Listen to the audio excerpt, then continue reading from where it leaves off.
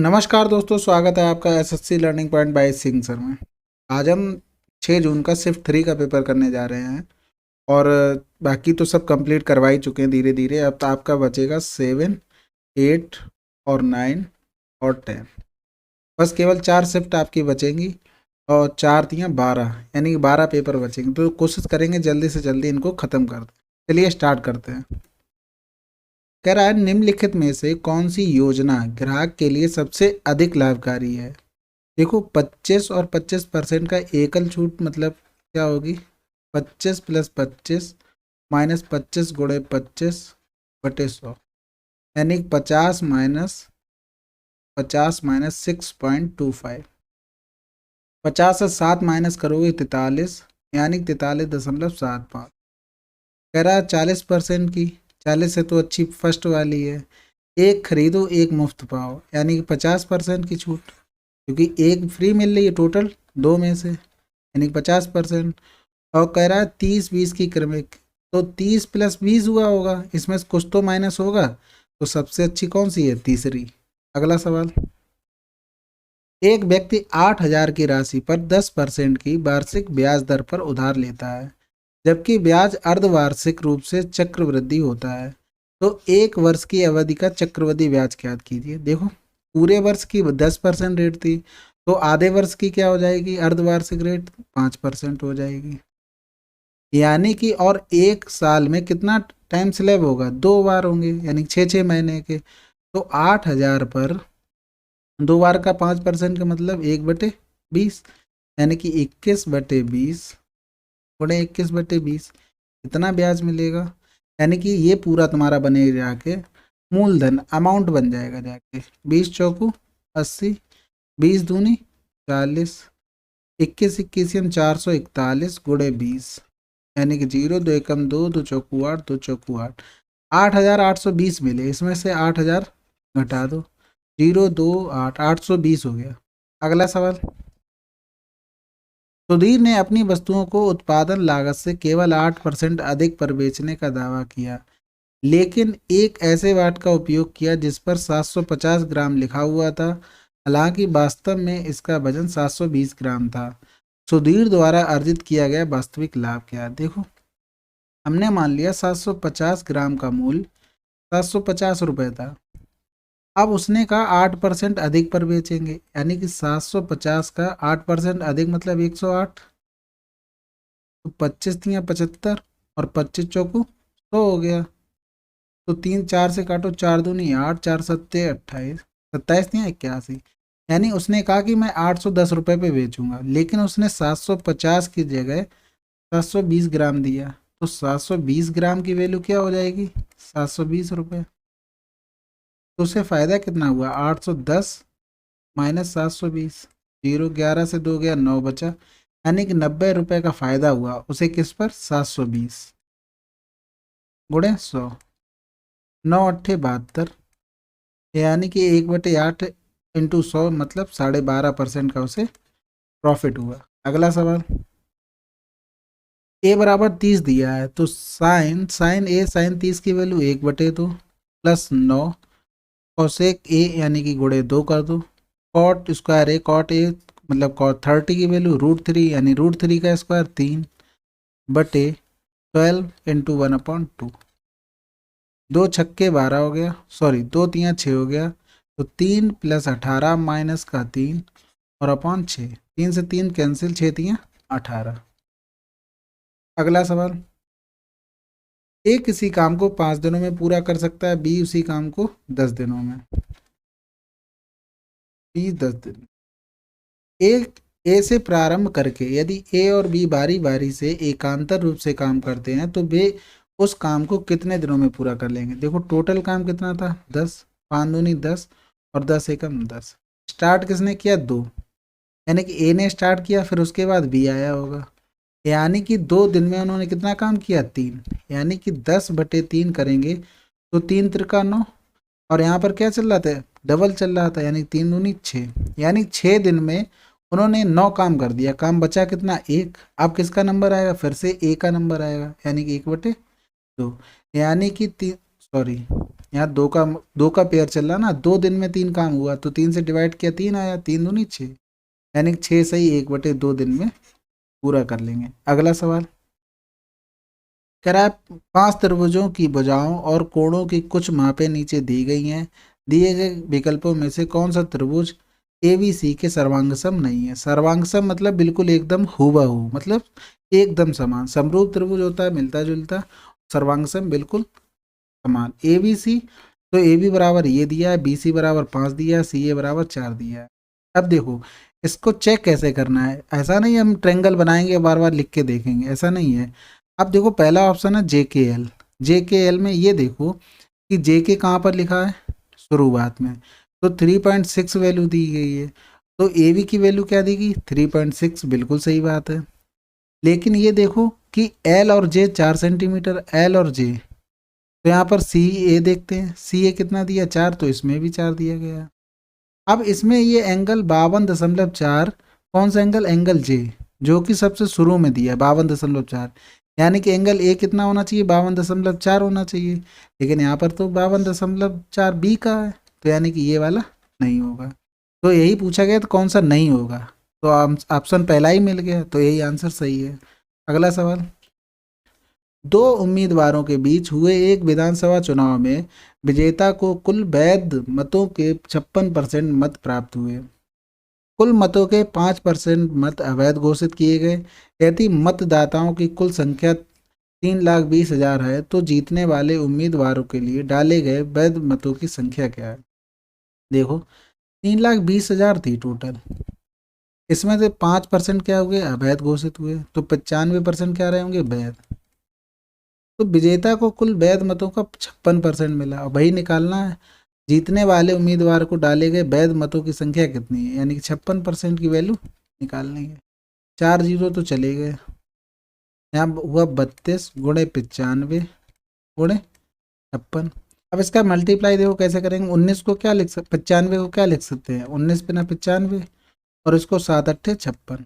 अब एक एक करके गुणा कर, तो 8 पंजे 40 कर लो, और 19 दूनी 38 की 8 हासिल लगा 3, 19 3 57, 57 और 3 60 हो गया, गुणे 5 गुणे 40 गुणे 7, 7 का कर लो 7 अट्ठे 56, 7 छक्का 42, गुणे कितना हो गया 40, तो जीरो आ गया, 4 छंग 24 की 4, और हासिल लगा 2, 4 पंजे 20 और 2 22 की 2, हासिल लगा 2, 4 दूनी 8 2 10 की 0, हासिल लगा 1, 4 चौको 16 1 17 जीरो 240। अगला सवाल,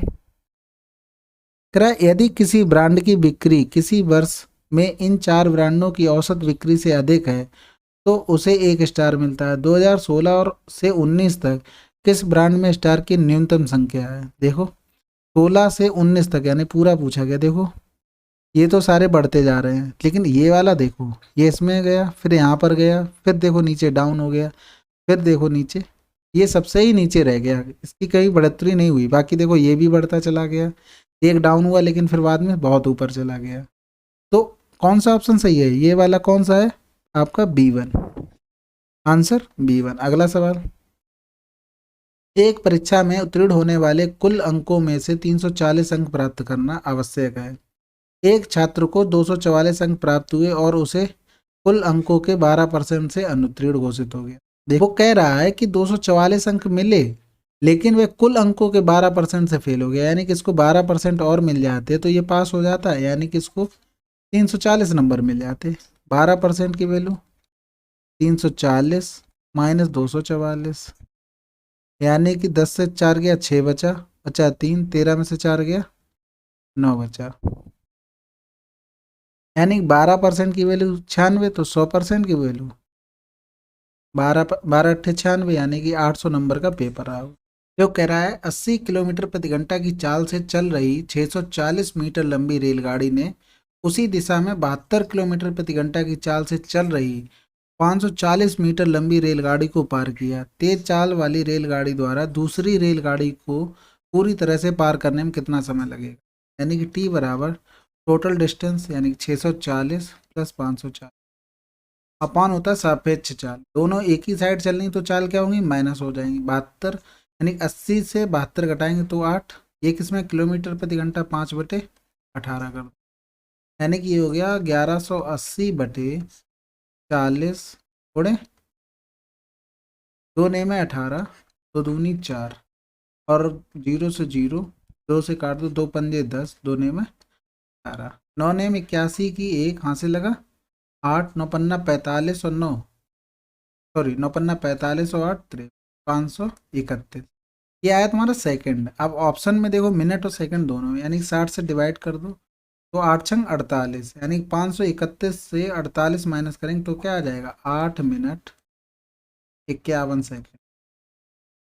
एक बस 40 किलोमीटर प्रति घंटा की चाल से यात्रा करते हुए एक निश्चित दूरी तय करती है और 60 किलोमीटर प्रति घंटा की चाल से प्रारंभिक बिंदु पर वापस आ जाती है, तो एवरेज स्पीड। अब बार बार फार्मूला नहीं लिखेंगे, बहुत बार हो गया पेपर में लिखते लिखते थक गया हूँ मैं भी।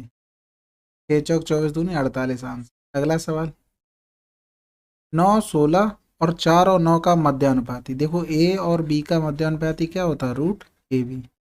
तो 9, 16 का मध्यानुपाती और इनका डिफरेंस निकालना है 4 और 9 के मध्यानुपाती से। 16 ने में 144, 12 हो गया, 9 चौक 36, 6, 12 में से 6 गया, 6 आंसर।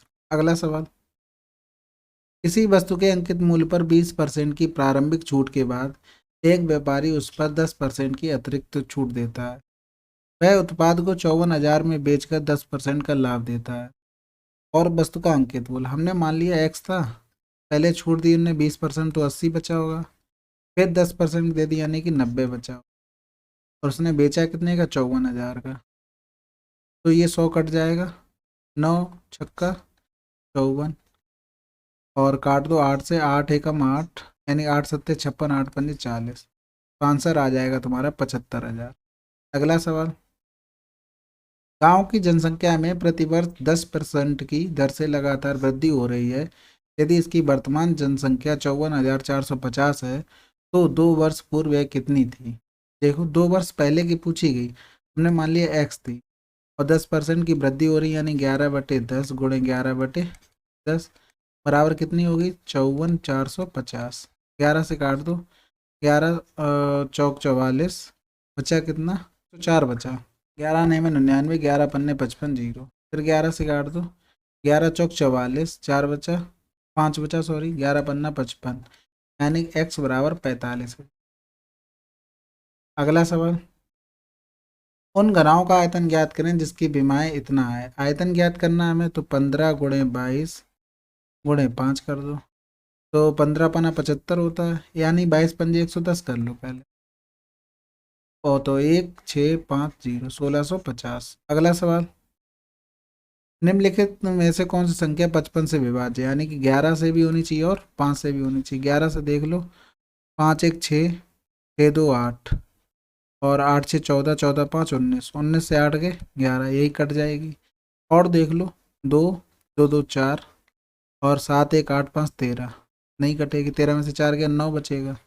यहाँ देख लो 4 1 5 8 5 13, 5 4 9, 9 6 15, नहीं होगा ये भी, 8 1 9, 9 6 15, 7 7 14, 14 5 19, ये भी नहीं।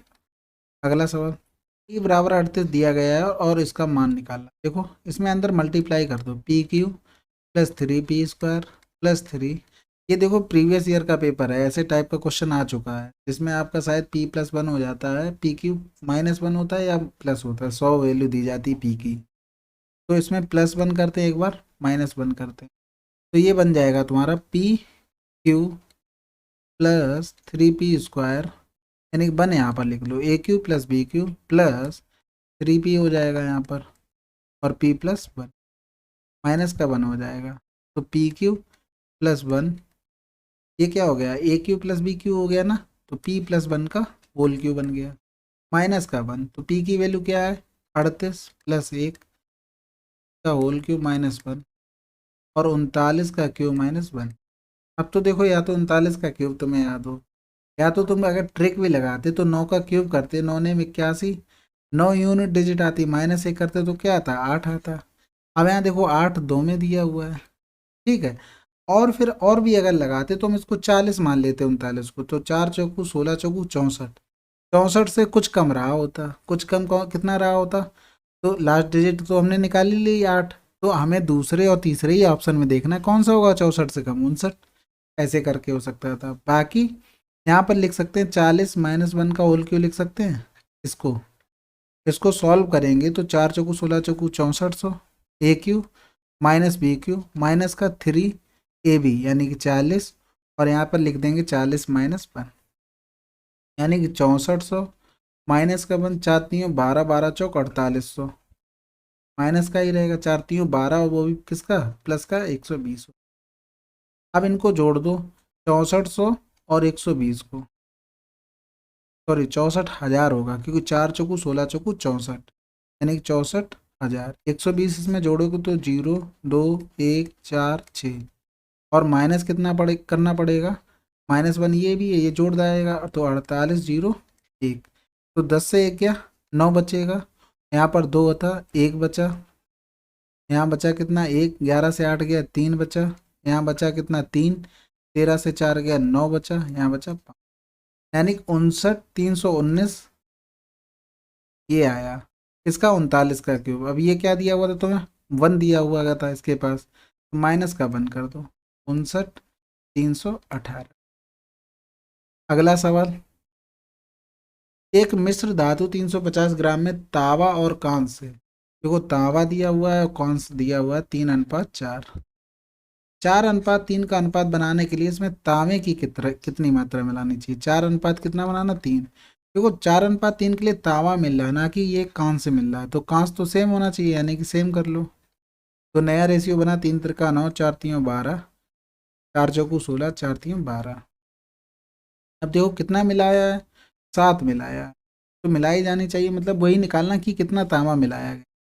तो 12 9 कितना होता है 21, 21 की वैल्यू कितनी दी 350 और मिलाया गया तांबा यानी कि 1/3 कर दो 350 का 21 बड़े 7 7 3 21 करोगे 3 एकम 3 3 एकम 3 बचा कितना 2 3 छक 18 फिर 3 छक 18 यानी कि ऑप्शन 4 सही हो गया। अगला सवाल,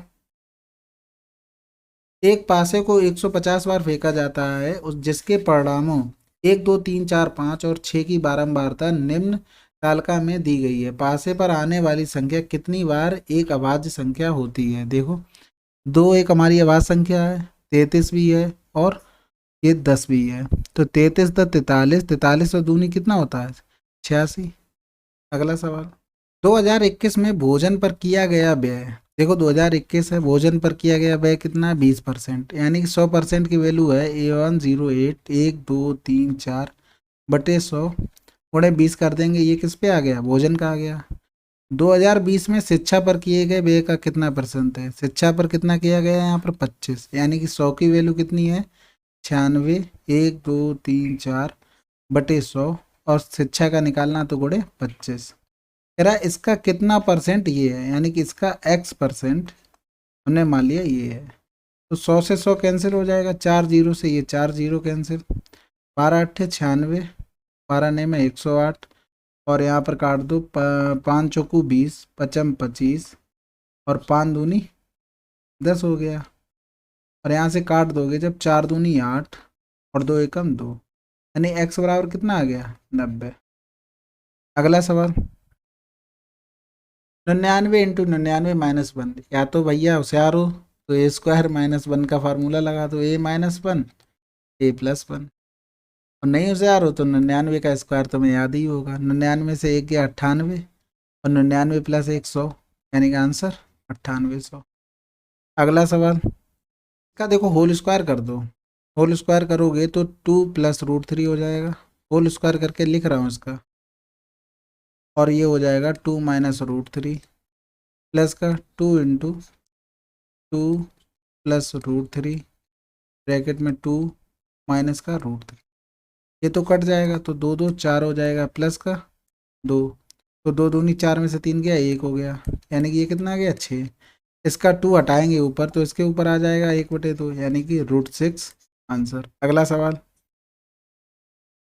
एक समकोण त्रिभुज का क्षेत्रफल 42 है, यदि समकोण बनाने वाली इसकी एक भुजा का माप 10 है तो समकोण बनाने वाली दूसरी भुजा का मान, तो 1/2 बेस इंटू हाइट बराबर दिया है 42, एक भुजा इसमें दी गई है 10, दूसरी भुजा निकालनी है तो 42 हो गया, 2 पंजे 10 हो गया, तो 5 अट्ठे 40, 5 चौकू। देखो सिंपल सा था, ये दिया गया था तुमको कितना 10, और दूसरी हमें निकालनी थी। इसका फार्मूला क्या होता है, बेस इंटू हाइट। ठीक है, अगला सवाल।